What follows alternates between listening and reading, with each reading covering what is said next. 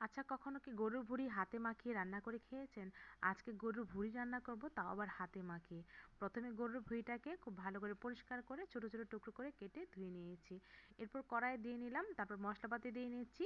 বেশি করে পেঁয়াজ বাটা দিয়ে নিলাম, আদা রসুন বাটা দিয়ে নিলাম, তারপর জিরা বাটা দিয়ে নিচ্ছি।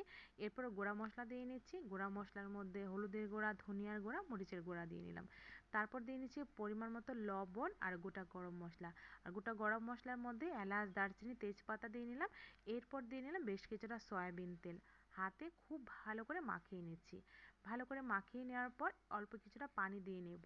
আর ভুঁইটা রান্না হতে কিন্তু বেশ কিছুটা সময় লাগে, তার জন্য একটু বেশি করে পানি দিয়ে নিচ্ছি। পানি দিয়ে ঢাকনা দিয়ে ঢেকে বেশ কিছুক্ষণ রান্না করে নেব, আর মাঝে মাঝে এভাবে নেড়ে চেড়ে দেবো।